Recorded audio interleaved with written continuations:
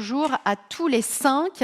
On va voir dans un premier temps comment l'habitat est une réponse au parcours de vie des Français. Je vais commencer par vous, Claire. Je voudrais qu'on revienne avec vous sur les changements sociaux majeurs que vous voyez émerger depuis cette crise du Covid ou de la Covid, comme vous voulez. Je crois qu'il est trop tôt pour se prononcer sur les véritables changements que la crise aura engagés. Mais il me semble que fondamentalement, une crise, elle crée plutôt des effets de choc que du changement à long terme. Ceci étant dit, la crise, elle favorise en tout cas l'expression d'aspiration. Tout en même temps, elle met quand même un certain nombre de freins à leur réalisation. Le cas de la maison, de l'aspiration à y accéder, d'accéder à d'autres environnements de vie que celui de la ville dense, etc., prouve bien que c'est jamais aussi simple que dans les aspirations. Alors effectivement, la crise nous a tous, d'un coup d'un seul, fait découvrir le télétravail, alors que ça fait plusieurs décennies qu'on tâtonne autour de cette forme de travail. Donc un effet très spectaculaire, très fort, mais aujourd'hui quand même de grandes questions sur ce télétravail et sur l'avenir du travail. La crise, alors je trouve qu'elle est moins transformatrice que révélatrice. Ce qu'elle a révélé, c'est l'extrême disparité de situation à la fois des Français et des territoires en France. Si effectivement il faut faire de nouveaux œuvres d'aménagement du territoire, c'est pas à grands traits comme au temps des plans, mais c'est plutôt dans un travail de dentelle qui prendrait en compte l'extrême disparité de situation de nos territoires. Nous, en promotion immobilière, parce que je porte cette casquette-là ici, on se rend compte que sur des zones périurbaines, on a une appétence particulière de la part des prospects. Évidemment, on avait constaté que l'absence d'un balcon sur un logement collectif, sur un appartement, était devenue rédhibitoire. Et là, on a constaté qu'en plus, il fallait qu'il soit plus grand. Et dans les zones périurbaines, première, deuxième couronne, voire plus rurales, le collectif a toute sa place. Parce qu'on a aussi des gens qui souhaitent habiter en appartement sous réserve qu'ils aient les transports, les services, etc. Je pense qu'on retombe sur la question du zonage, qui est un problème plus large. Et c'est une politique d'aménagement du territoire totale qu'il faut revoir, hein, et qu'il faut revoir grâce effectivement aux dispositifs fiscaux qu'il faut reprendre aussi. À la sortie du confinement, c'est vraiment, on a eu un pic de demande pour des communes périurbaines, voire semi-rurales. Est-ce que ça va se confirmer? Déjà, il y a un petit essoufflement. Donc c'est pour ça qu'il ne faut jamais avoir de conclusion derrière une crise telle qu'on l'a vécue. Mais c'est une tendance, voilà, qui reste à observer. Pendant le confinement, on a tous fait des Teams, des Zooms, dans le salon, un peu dans la cuisine, avec les enfants qui demandaient le goûter ou de faire les devoirs. Et on n'avait plus cette limite entre vie professionnelle et vie privée.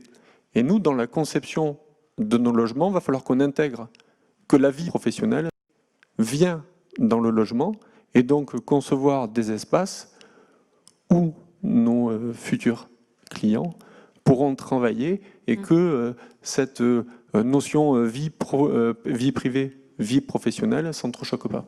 Sur quel facteur repose le choix ? J'aime beaucoup parler de l'effet d'offre en fait sur les choix résidentiels.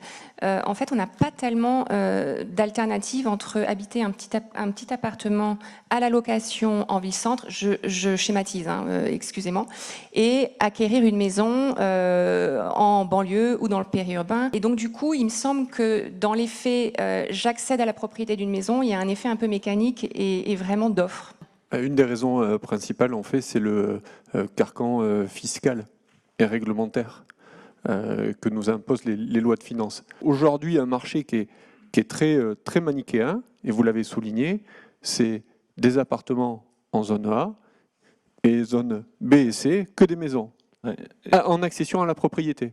Donc pas d'appartements en zone B et C parce que le dispositif Pinel, on n'y a pas droit, et plus de maisons en zone A, en locatif, parce qu'elles ont été exclues à cause de l'amendement Pompili.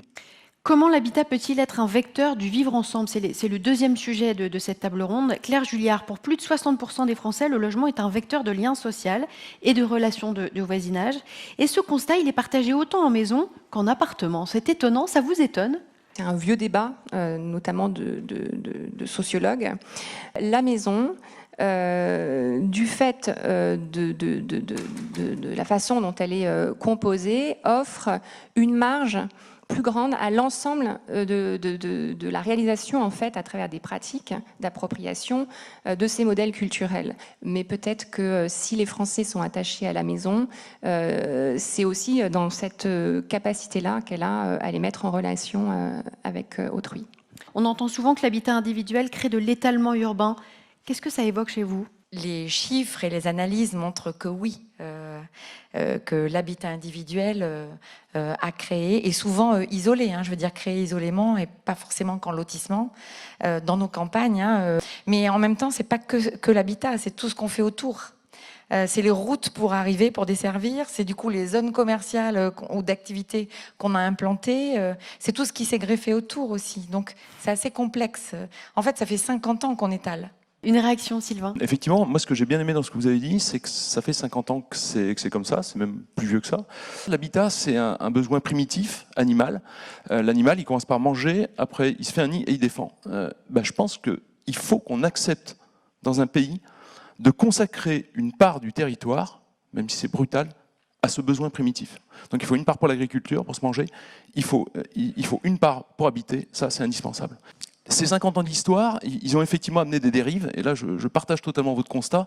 Et là où je dirais presque qu'il y a eu une caricature qui a été faite, et forcément pas de vous, mais de certains urbanistes ou d'architectes, ils ont proposé un schéma d'une vie de demain, d'une ville de demain, d'un habitat de demain, qui ne correspondait à rien, ni à ce qu'on pouvait construire en tant que professionnel, ni à ce qu'on pouvait consommer en tant qu'habitant, à rien. Et je pense que ça a fait peur. Le lien entre habitat, travail, service, on en a déjà un peu parlé au début de cette table ronde. J'aurais quand même vous reposer la question, Claire Julliard. Cet exode vers les campagnes, qui a été vraiment mis en exergue dans l'étude Kantar, vous y croyez ou pas? On vient d'en parler, ça date pas d'hier. La question, c'est de savoir vers quelle Non, mais campagne. elle a été largement exacerbée. Jonathan disait qu'il voyait qu'il y a eu un pic juste après le confinement et qu'après, c'est un peu essoufflé. Est-ce que là, dans les 5 ans, vous voyez vraiment un nombre important de personnes qui habitent en ville déserter les villes pour les campagnes? Je n'y crois pas trop, au-delà, encore une fois, de la prolongation de tendances qui durent depuis plusieurs décennies. Donc les campagnes, vaste mot, moi je dirais que... je vois rien de très nouveau, en fait, derrière cet engouement-là. Et encore une fois, je vois surtout à ce stade l'expression d'aspiration. Je ne sais pas du tout comment est-ce qu'elles vont être réalisées. Mais nous, en tant que concepteurs de logements, voire de nouveaux quartiers sur des opérations d'aménagement, on se doit de tenir compte bien sûr, de ces aspirations. De cette aspiration-là, et d'aller au-delà et de l'accompagner et de la mettre en musique. Sandra Barzo, je voudrais avoir votre opinion sur le sujet. Comment concilier cette exigence de proximité de service, en même temps ce besoin de verre, de nature qui se manifeste? Cette notion de proximité, je suis assez d'accord, elle ne date pas d'hier.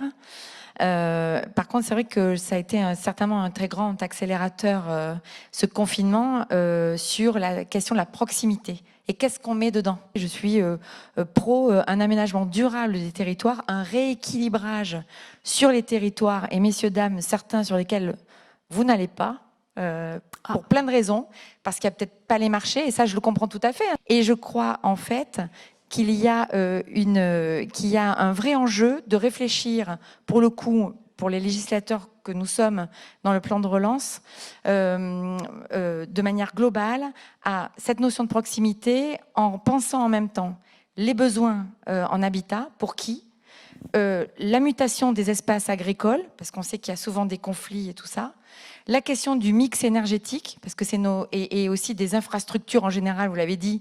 Donc si on ne pense pas globalement ça, par contre, on aura raté le palier de la relance, et puis pendant des années, parce que c'est du boulot, par contre pendant des années, tout ça. Dernier focus important, l'habitat face aux défis environnementaux. Évidemment, il nous reste 7 minutes.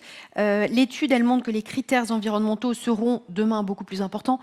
Tout ça, c'était attendu. Mais ils sont jugés essentiels avec 30% d'écart en moyenne entre aujourd'hui et demain. Sylvain, Jonathan, Ludovic, est-ce que ça se traduit déjà sur vos marchés, vos projets? Pour ma part, en Auvergne, très clairement, on a beaucoup de clients qui aujourd'hui nous demandent de traiter la qualité d'air intérieur. Bien sûr des performances thermiques, mais j'allais dire c'est presque une évidence aujourd'hui de par les réglementations qui s'imposent à nous. Et aujourd'hui, ils vont chercher un affaiblissement acoustique quand on se rapproche des villes, quand on vient faire de l'habitat dense, etc. Certains nous demandent des filières courtes sur les matériaux, Donc là, on fait appel à nos partenaires. On a de la chance, le bâtiment, c'est de l'emploi local. C'est bien souvent de la matière locale. Et on demande effectivement exactement ce que vous décriviez, cette réalité, cette petite ville douce de province dans laquelle on retrouve un petit peu tout. De l'emploi, de la production, du service, des gens, des jeunes, des vieux, etc. Et c'est possible. Donc oui, les clients, ils sont très demandeurs, on les accompagne vers ça, mais je partage 100% ce que vous avez dit tout à l'heure sur le côté transition en douceur vers quelque chose de différent et de possible et pas forcément caricatural. Les gens, ils veulent pas élever des chevaux dans un jardin, c'est pas ça le sujet. Ils veulent juste un peu de douceur. Oui. En promotion immobilière, les gens sont beaucoup, a priori ce qu'on ressent, et ils sont beaucoup plus attentifs aux espaces verts, parce qu'ils savent qu'ils vont vivre en appartement. En l'occurrence, ce qu'ils cherchent, c'est les espaces verts à proximité. Quant aux matériaux, ils sont un petit peu moins, on va dire, regardants. Je pense que la performance thermique pour eux dans un bâtiment collectif, elle est acquise de fait. Et ce qu'ils attendent beaucoup, c'est plutôt de savoir ce que ça va leur coûter chaque mois. En fait, c'est ça, c'est le porte-monnaie en premier. Ensuite, le confort grâce aux espaces verts, aux balcons, aux espaces extérieurs, et les services à proximité. Je pense que la densité en tant que telle, c'est pas un chiffre, c'est un ressenti. Il y a un mot-clé qui me tient à cœur, c'est « on fait avec l'existant ». Donc, et puis ce qui m'intéresse, moi, c'est pas forcément que la forme urbaine ou le logement lui-même, il y a d'autres spécialistes, c'est justement dans quel espace, avec quels enjeux donc de services, de proximité, et quel rééquilibrage au plan national. On a 2 plans, là, Action Cœur de Ville et Petites Villes de demain qui vont arriver. Bon, en fait, il y a plein de choses qui sont dedans, qui sont déjà pratiquées par pas mal d'entre vous. Œuvrons ensemble pour essayer de reconquérir l'existant, dans lequel il y a de la place, dans lequel on pourrait démolir, dans lequel on va pouvoir faire muter les espaces et les usages.